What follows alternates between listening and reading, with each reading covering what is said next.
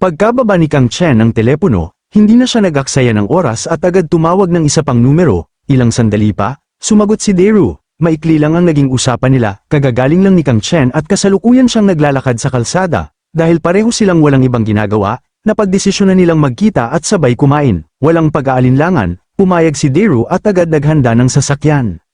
Hindi nagtagal, nagkita ang dalawa sa isang maliit at simpleng kainan. Tahimik ngunit komportable ang paligid habang sabay nilang tinatamasa ang hapunan. Habang nagsasandok ng kanin si Kang Chen, ibinahagi niya ang isang bagay na bumabagabag sa kanyang isip. May isang taong sinasabing nagtataglay ng kakaibang enerhiya, ang tinatawag na Blackhead Energy.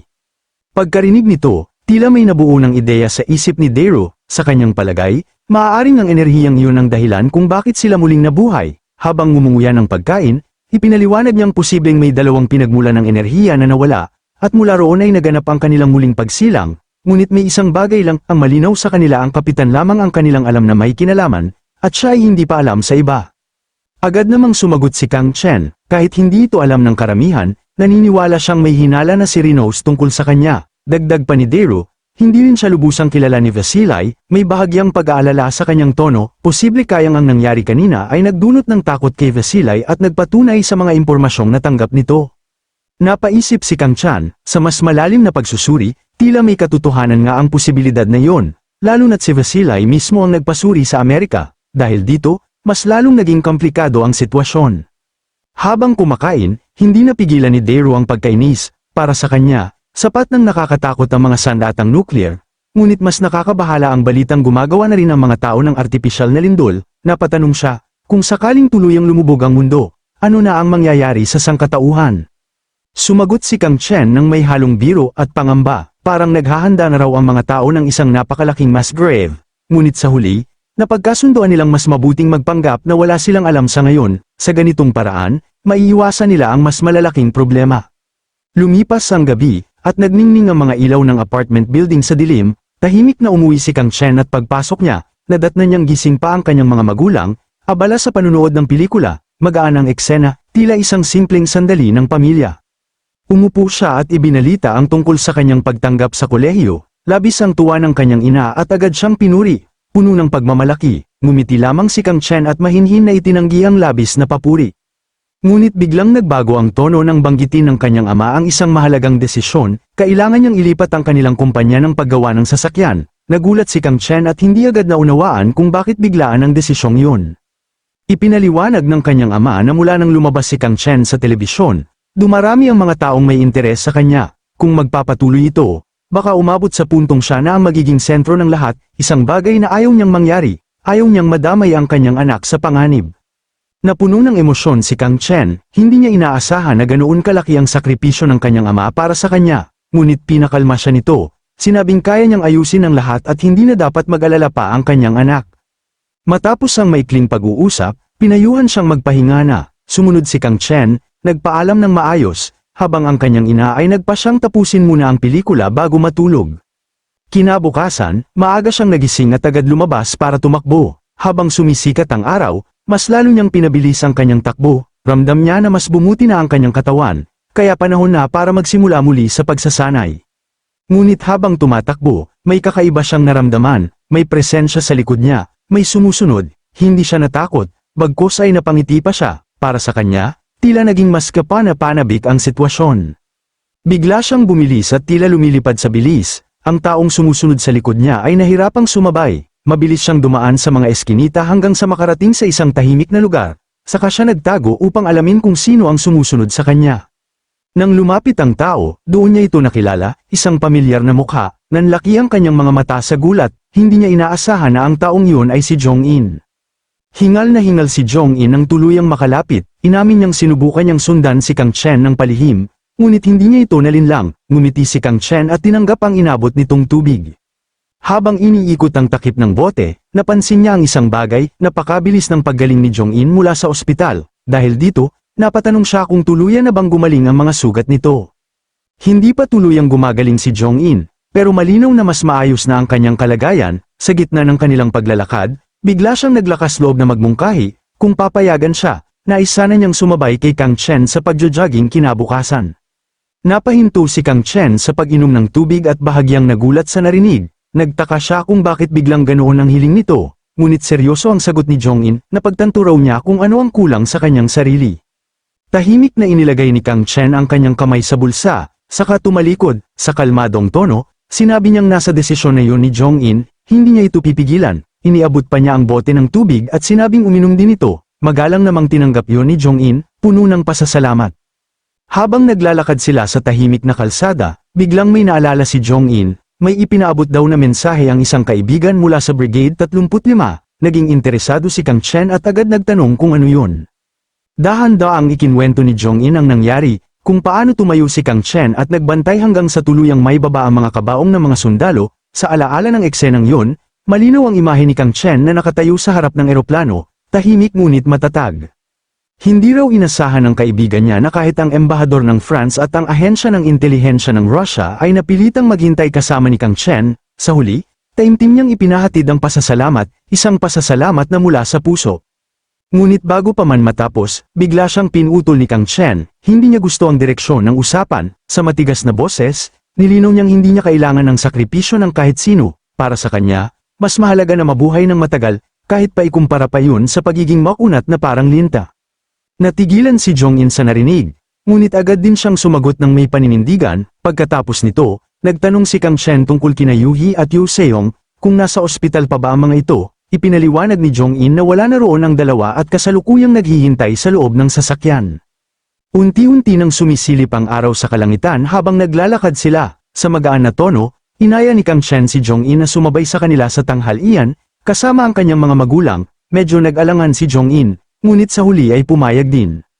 Pagdating sa apartment, agad na ipinaalam ni Kang Chen ang plano, masaya ang kanyang ina sa ideya, para sa kanya, magandang pagkakataon yun para magsama-sama ang lahat. Lalo na't weekend naman, sang-ayon din ang kanyang ama, at tila kontento sa simpleng plano. Ngunit hindi nagtagal, naglabas si Kang Chen ng ilang bagay at inilapag sa mesa, isang tight clip at ilang maliliit na pin, maingat niyang ipinaliwanag na mula ngayon. Kailangan itong laging dala ng kanyang mga magulang, kung suot nila ito, maaari niyang masubaybayan ang kanilang lokasyon anumang oras, ngunit kapag tinanggal, mawawala ang signal. Bagamat nagulat, nagpakita ng tiwala ang kanyang ama, para sa kanya. Patunay iyon na maaasahan ang kanyang anak, idinagdag pa ni Kang Chen na nauunawaan niyang maaaring hindi ito komportable para sa kanila, ngunit gagawin niya ang lahat upang igalang pa rin ang kanilang privacy. Nagkaintindihan ang dalawa, ang kanyang ina ay may sariling suhestyon, sa halip na ilagay sa bag, mas praktikal daw kung sa pataka na lang ilagay, dahil madalas siyang magpalit ng bag, sumang-ayon si Kang Chen at sinabing kahit alin ay ayos lang. Pagkatapos noon, inilabas niya ang kanyang telepono at agad na kumilos para magpareserba ng mesa sa isang barbecue restaurant. Sa kabilang linya, maayos niyang ipinaalam na pumayag na ang kanyang mga magulang at hiniling na maghanap ng magandang lugar para sa kanilang tanghalian. Tahimik lamang siyang pinagmamasdan ng kanyang mga magulang habang abala sa pakikipag-usap. Ngunit biglang nagsalita ang kanyang ama, na tila may naalala, agad na napalingon si Kang Chen, may bahagyang pag-aalala sa tinig nito. Pinapaalalahanan siya tungkol sa paraan ng kanyang pakikipag-usap, baka raw hindi angkop na maging masyadong impormal, lalo na kung ang kausap ay mas nakatatanda. Sandaling napatigil si Kang Chen at medyo natarante sa pagpapaliwanag, ayon sa kanya, yun mismo ang payo sa kanya, kailangan niyang magsalita ng mas casual upang hindi siya magmukhang mahina sa paningin ng iba. Nang marinig yun, tila nabunutin ang tinik ang kanyang ama, ngunit nagbigay pa rin ng paalala, huwag pa ring mawala ng respeto sa mga nakatatanda. Tahimik na tumango si Kang Chen, bagamat halata ang bahagyang pagkapahiya, ngunit sa gitna ng usapan, napansin niyang nag-vibrate ang kanyang telepono, nang tingnan niya ito, lalo siyang nagtaka, hindi pa raw makapagpareserba, at ngayon ay may panibagong tawag, nang makita ang pangalan, at ito, ang babaeng Pranses. Agad siyang tumayo at sinagot ang tawag habang papasok sa kanyang kwarto, sa likod niya, pinaalalahanan pa siya ng kanyang ama na magpahinga rin, sa kabilang linya, masigla ang boses ng babae. Pabirong tinanong kung may kasama ba siya, lalo na't nagsasalita siya ng French. Napangiti si Kang Chen habang sumasagot na sa bahay lang siya, at wala namang ibang pupuntahan. Naging magaan ang usapan nila, at natawa ang bayot nating bida sa pag-iisip na puno ng biro tungkol sa kakaibang sitwasyon, isang Korean na nagsasalita ng French, at isang French na nagsasalita ng Korean. Hindi nagtagal, inaya siya ng babae na mag-lunch kung wala naman siyang ibang ginagawa, ngunit ipinaliwanag ni Kang Chen na may nakaayos na siyang plano, nakapaghanda na siya ng tanghalian kasama ang kanyang mga magulang at ilang staff. Sa halip na umatras, mas lalo pang natuwa ang babaeng Pranses, walang pag-aalinlangan niyang sinabi na sasama rin siya. Dahil dito, hindi napigilan ni Kang Chen ang kanyang pagkagulat. Para sa kanya, napakadirekta ng babae, tila wala itong kahit anong hiya sa pakikisalamuha kahit sa mga hindi pa niya lubos na kilala. Dahil dito, naging mas maingat ang kanyang sagot, ipinaliwanag niyang kailangan muna niyang kunin ang opinyon ng kanyang mga magulang, kung papayag ang mga ito, saka pa lamang siya makakasama, at may bahagyang pag-aalala rin siyang idinagdag, hindi ba siya nahihiya sa ganoong sitwasyon? Ngunit tila walang anumang pag-aalinlangan ng dalaga, sa isang kalmadong sagot, sinabi nitong wala siyang nararamdamang kahit anong hiya. Sa huli, napabuntong hininga na lamang si Kang Chen, wala na siyang nagawa kundi sumang-ayon, tatanungin niya ang kanyang mga magulang at tatawag na lang ulit pagkatapos ng ilang sandali. Sa puntong yun, ramdam niyang ang simpleng plano para sa tanghalian ay unti-unting nagiging mas komplikado kaysa sa inaasahan niya. Sa loob ng isang restaurant na naghahain ng barbecue, maaga pa lang ay kumpleto na ang lahat sa hapagkainan. Maayos at magalang na sinalubong ng mga nakatatanda ang mga bisita, ipinapahayag ang kanilang pasasalamat sa pagdating ng bawat isa at hinihikayat silang kumain ng marami. Magiliw namang tumugon ang grupo ni Jong-in, sabay-sabay na nagbigay ng pagbati at nag-anyaya sa lahat na magsimula na sa pagkain, habang ang iba pang staff ay nakisabay rin sa masayang salubungan. Sa gitna ng maaliwalas na tagpo, biglang may isang aninong pumasok sa loob. Napatingin ang ilan, bahagyang nagulat, at doon ay lumitaw ang babae na may masiglang ngiti. Halatang matagal na niyang hindi nakikita ang mga naroon, kaya't ang kanyang presensya ay agad napansin. Agad siyang pinuri ng ama dahil sa laki ng ipinagbago ng kanyang kakayahan sa wikang Koreano, na kanyang tinanggap ng may pasasalamat. Hindi nagtagal, lumapit siya at kumaway kay Chen, saglit itong napatigil at napatingin sa kanya. Tila napahanga ngunit may halong pag-aalinlangan, sa isang kisap mata, nagbigay ang babae ng palihim na kindat ng mata na lalo lamang nagpalala sa kanyang pagkailang. Hindi nag-aksaya ng oras ang babae at agad na nagkusang mag-ihaw ng karne para sa lahat, na para bang nais niyang magpakitang gilas. Tahimik lamang siyang pinagmamasdan ni Chen, sinusuri ang kanyang kilos at napapansin ang kakaibang paraan ng kanyang pagiging tuso, ibang-iba kumpara sa dati niyang kakilala. Upang maaga ang atensyon, itinaas niya ang kanyang baso at naglinis ng lalamunan, inaanyayahan ang lahat na magsimula na. Ngunit bago pa man tuluyang magpatuloy ang kasiyahan, biglang nagsalita si Minjong. Sa kanyang tinig ay may bahid ng pag-aalinlangan ngunit may kasamang katatagan. Ipinaliwanag niya na matapos ang huling pangyayari, naramdaman nilang may distansya na sa pagitan nila at ng mga nakatatanda. Ang nais lamang nila ay maibalik ang dating gan ng samahan, na sana'y tratuhin silang parang dati, nang walang pagitan. Nagulat ang ama sa sinabi at agad nagtanong kung ano ang problema. Sa kabilang banda, ipinaliwanag ng ina, na may halong hiya, na nakakaramdam sila ng pagkakautang ng loob dahil sa pagsisikap ng lahat para sa kanila. Idinagdag pa niya na hindi naman sila mga taong kailangang bantayan o protektahan ng ganoon, maging si Minjong ay nagpatuloy, ipinunto na kahit nagsusumikap ang lahat, patuloy pa rin ginagamit ang mga formal na katawagan na tila naglalagay ng pader sa pagitan nila. Sandaling natahimik ang ina, tila napaisip sa sinabi, samantala, palihim na nagbigay ng hudyat si Kang Chen kina Jong-in upang siya na ang umayos ng sitwasyon, agad itong naunawaan ni Jong-in at tinawag si Minjong, na kaagad namang tumugon, matapos tiyakin ang kanyang pinagmulan. Inutusan niya itong bigkasan ng kanilang slogan. Sa matatag na tinig, ipinahayag ni Minjong ang kanyang paninindigan bilang isang taong tinawag upang maglingkod sa bayan.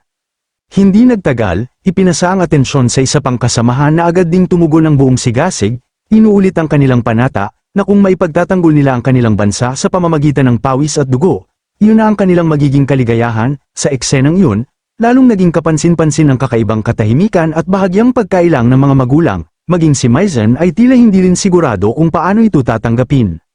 Sa kabila ng lahat, malinaw ang mensahe ni Jong-in, ipinahayag niya ng diretso na ang kanilang pagsasama-sama ay hindi lamang basta pagtitipon, kundi bunga ng layunin at paninindigan. Dahil sa anak ng mag-asawa, nagkaroon sila ng pagkakataong mamuhay ayon sa kanilang prinsipyo, ipinangako nila na patuloy nilang tutulungan ang anak sa kanyang tungkulin at sisiguraduhin ang kaligtasan ng mga magulang, isang bagay na itinuturing nilang karangalan.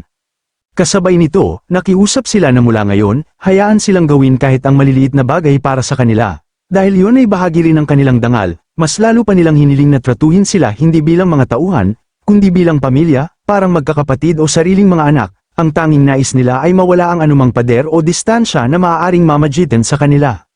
Ipinaliwanag din na ang kahilingan ni Minjong ay may layuning mas mapalapit ang loob ng bawat isa, upang sa hinaharap, kung kakailanganin nila ng tulong o suporta, madali nila itong mahingi ng walang alinlangan. Sa huli, bagamat nahihirapan, tinanggap ng ina ang kanilang kahilingan at nangakong susubukan niyang baguhin ang nakasanayang paraan. Biglang napuno ng palakpakan ang paligid, pinangunahan ni Chen at agad namang sinundan ng iba, lalo nitong pinatingkad ang kakaibang tensyon at hiya na nararamdaman ng mag-asawa, maging si Maizen ay napilitang sumabay. Bagamat halatang naguguluhan sa nangyayari, sa isang sulok, napaisip si Chen, na parabang nais niyang iparamdam kay Maizen ang parehong pagkailang na kanyang nararanasan. Upang maibsan ang mabigat na hangin, bigla siyang nag-anunsyo na siya ang sisigat sa lahat ng gastusin ng gabing yun, at kahit hindi naman buffet ang restaurant, ipinahayag niyang sa araw na yon, ang buong silid ay magiging parang isang handaan kung saan malayang makakakain ang lahat, sa kanyang mga mata ay mababakas ang handgerang muling ibalik ang saya at gan ng kanilang pagsasama. Matapos ang kanyang anunsyo, tumingin siya sa lahat at hinikayat silang kalimutan muna ang anumang plano at mag-order ng kahit anong nais nilang kainin, agad naman itong sinang-ayunan ng lahat, at hindi nagtagal ay nagsimula na silang kumain habang unti-unting bumabalik ang masayang atmosfera. Habang abala ang lahat sa pagkain, biglang napaangat ng tingin ng ina at napunta ang usapan sa isang pelikula, sa kanyang tinig ay halatang hanga siya, lalo na nang purihin niya ito bilang isang napakagandang palabas. Saglit na napatigil si Maizen, tila naguguluhan kung aling pelikula ang tinutukoy, ngunit agad din niyang naalala at magiliw na tumugon, tinatanggap ang papuri ng may pasasalamat. Sa kabilang banda, si Kang Chan na nasa tabi lamang ay tila agad na nakaunawa sa buong sitwasyon, sa unang marinig pa lamang ang usapan, nabasa na niya ang ibig sabihin nito, na parang may itinatagong pagod sa likod ng pagpapanggap. Hindi nagtagal, may kakaibang pakiramdam ang biglang bumalat sa kanya, isang mabigat na pressure na hindi niya maipaliwanag, naging tensyonado siya at tahimik na nagtanong sa sarili kung ano ang nangyayari. Bigla siyang tumayo, dahilan upang mapansin ito ng kanyang ina at tanungin kung pupunta ba siya sa banyo, ngunit sa halip, dumiretso siya palabas habang sinasabing siya ay busog lamang at nais maglakad-lakad upang makalanghap ng sariwang hangin. Halos kasunod nito, tumayuin si Jong-in at humingi ng paumanhin, dahilan ay upang sandaling lumabas at manigarilyo. Sa labas ng restaurant, nakatayo si Kang Chan na tila isang estatwa, tahimik na minamasdan ng paligid na parabang may hinahanap na hindi makita. Lumapit si Jong-in at tinanong kung may problema, at doon niya ibinulalas ang masamang kutob na matagal na niyang nararamdaman. Agad niyang tinanong kung may dala itong baril, ngunit nalaman niyang matapos ang nakaraang insidente, tinanggalan na ng karapatang magdala ng armas ang lahat ng staff. Sa kabila nito, hindi pa rin maalis sa kanyang isipan ang hindi maipaliwanag na kaba. Naalala niya ang mga taong nasa loob ng restaurant at kahit isa ay wala namang kainahinala, ngunit nanatili pa rin ang kanyang pag-aalala. Sa paghahanap ng kasagutan, biglang nag-vibrate ang kanyang telepono sa bulsa at agad na kinuha niya ang kanyang telepono at nakita niya si Smith-Hen ito. Ngunit sa kabilang linya, isang hindi pamilyar na boses ang sumagot, bahagyang nagulat siya nang marinig ito. At agad niyang napagtanto na hindi si Smith-Hen ang inaasahan niyang kausap niya. Ang estranghero ay tila natutuwa, para bang alam na alam ang kanyang iniisip. Walang paligoy-ligoy siyang humingi ng diretsahang sagot, ngunit ang kausap ay nagpatuloy sa panunukso at kalaunan ay nagbanta. Ipinahayag ng estranghero na kung may gagawin siyang kakaiba, pareho silang mamamatay ng kanyang kaibigan at doon na magtatapos ang lahat. Pahabol pa niya isusunod din niya ang isa pa niyang kaibigan. Punong-puno ng galit si Kang Chan habang nagsasalita. Tila hindi na mapigilan ang inis sa kanyang tinig, direkta niyang pinutol ang kausap, pinapahiwatig na sobra na ang mga salita nito at wala nang saysay ang pagpapaligoy-ligoy. Sa mariing paraan, iginiit niyang siya mismo ang pupunta ng mag-isa, at wala nang dapat pang idagdag o sabihin ang kabilang panig. Idinagdag pa niya na dahil Sabado, aabutin siya ng humigit kumulang 2 oras bago makarating. Sa huli, malinaw ang kanyang tono, bahala na ang kausap sa kung anuman ang dapat nitong gawin habang hinihintay ang kanyang pagdating. At matapos iyon ay agad na pinutol ang tawag, na natili siyang nakatingin sa kanyang telepono, dama ang kakaibang pakiramdam na tila may nais pang sabihin ng kausap bago ito tuluyang mawala. Sa huli, napagdesisyonan niyang harapin na lamang ito ng direkta at alamin ang katotohanan sa pamamagitan ng paghuli at pagtatanong sa taong yun. Agad na ibinaling ni Kang Chan ang kanyang tingin kay Jong-in at walang paligoy-ligoy na nagtanong tungkol kay Smith-Hen, ang Korean branch manager ng Gant Automobiles, kung kilala ba nito ang naturang tao. Nang makumpirmang kilala nga ang tinutukoy, agad niyang ipinaalam na tila nahuli na ito at hinihiling ng mga may kagagawan na siya mismo ang pumunta roon ng mag-isa. Gayunpaman, iminungkahi ni Jong-in na mas makabubuting tapusin muna ang pagtitipon bago harapin ang sitwasyon. Ngunit iginiit ni Kang Chan na patapos na rin naman ang pagtitipon, kaya't maaari na nilang asikasuhin ang susunod na hakbang. Siya na ang bahala kina Ambassador at Sok Kang-ho, habang ipinagkatiwala niya kay Jong-in ang pag-asikaso kina CEO Kim Tae-jin at Director Kim Hong-jung. Agad naman itong sinunod ni Jong-in, na walang pag-aatubiling kumilos ayon sa kanyang utos. Sabay na kumilos ang dalawa, parehong kinuha ang kanilang mga cellphone at kanya-kanyang tinawagan ang mga taong kailangan nilang kontakin. Agad na nagtanong si Kang Chan kay Luis tungkol sa ambasador at nagbigay ng malinaw na tagubilin, iparating sa ambasador na tila dinukot si Smithen, ang Korean branch manager ng Gunt Automobiles, at ipaalam sa kanya na mag-ingat, idinagdag niya na ang ambasador na ang gagawa ng sariling pagpapasya sa iba pang bagay. Sa sandaling yun, sinabi ni Kang Chan na abala siya at agad niyang tinapos ang tawag. Pagkababa ni Kang Chan ng tawag, agad namang tumawag si Sok Kang Ho sa kanya at hindi nag-aksaya ng oras, agad niya itong sinagot. Ipinabatid niya kaagad ang sitwasyon sa kaibigan na nahuli si Smithen. Nang marinig ito, agad na nagtanong ang kaibigan kung maaari bang ipadala ang lokasyon upang siya mismo ang pumunta. Samantala, habang abala sa pag-aayos ng susunod na hakbang, nagbigay si Jong-in ng ulat na ligtas pa rin ang parehong tao at humihiling sila na may mga espesyal na ahente na naka-standby. Agad namang inihayag ni Kang Chan na naiintindihan niya ang sitwasyon at pinayuhan na unahin muna nilang tapusin ang kasalukuyang gawain bago harapin ang susunod na hakbang. Habang papalayo at nag-aayos ng mga susunod na hakbang, ramdam ni Kang Chan ang inis sa kanyang sariling isipan, hindi niya maiwasang isipin si Smithen at maipagtaka sa kalokohan nito. Napakahiya namang mapasubo sa ganitong sitwasyon, sa kabila ng galit, may halong paninindigan sa kanyang mga iniisip, pagkatapos itong mailigtas, sisirain niya ng biro at pamumuna, kaya't ang tanging hinihiling niya sa ngayon ay manatiling buhay ito.